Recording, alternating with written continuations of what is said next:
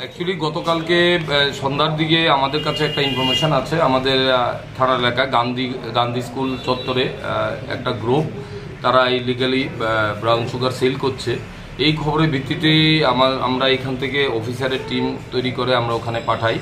ওখানে কলেজ টিলা যাওয়ার যে আমাদের রাস্তাটা, এখানে গান্ধী স্কুলের নিচে তান্নাকর চৌধুরী, তার নেতৃত্বে এখানে 3 জন লোক সাসপেক্টেড ব্রাউন সুগার সেল করছে। এই খবরের ভিত্তিতে আমরা কর্ডন করে এখানে 3 জনকে আমরা ডিটেইন করি এবং তার কাছ থেকে তান্নাকরের কাছ থেকে একটি সাথে পাউচ, ব্রাউন সুগারের পাউচ এবং ভায়েলও পাই। তো তাদের 3 জনকে আনার পর আমরা খবর পাই আরও 2 জন লোক ওমেন্স কলেজ এলাকাতে ব্রাউন সুগার সেল করছে। তাদেরও আমরা ওখান থেকে ডিটেইন করে নিয়ে আসি। টোটাল 5 জন লোক এখানে ডিটেইন হয়েছে। তাদের মধ্যে তান্নাকর চৌধুরী, অজয় পাল, অর্জুন সরকার, পিতুষ সরকার, অভিজিৎ সাহা। এই 5 জনের মধ্যে তান্নাকর চৌধুরী মেনলি পাউস ভায়েল রেখে সে বিক্রি করে পিতুষের নিকট, পিতুষ বাকিদের কাছে বিক্রি করে। এই চেইনভাবেই তারা এখানে প্রত্যেক দিন আমাদের কলেজ টিলা এবং গোলবাজার এলাকাতে ইলিগাল কন্ট্রাব্যান্ড সেল করছে।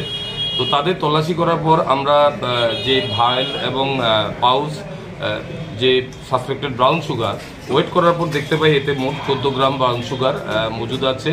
তাদের কাছ থেকে 360টা ভায়েল আমরা সাসপেক্টেড ব্রাউন সুগার সহকারে উদ্ধার করি।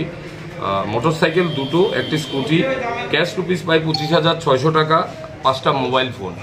তো আমরা তাদের কাছে একটা NDPS কেস নিয়েছি। আজকে তাদের পুলিশ রিমান্ড চেয়ে আমরা কোর্টে পাঠাবো।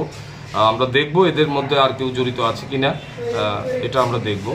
এই ব্রাউন সুগারের টেন্টেটিভ বাজার মূল্য আমরা ধরতে পারছি যে প্রায় 70,000 টাকার মতো হবে এখানে। এই তান্নাকর চৌধুরী, তার এগেনস্টে আমাদের এই থানাতে মোট 6টা কেস আগে থেকেই চলছে। তার মধ্যে 2টো ডাকাতি আর 4টা কেস আছে NDPS এর কেস। আজকে আরেকটা কেসে সে অ্যারেস্ট হলো।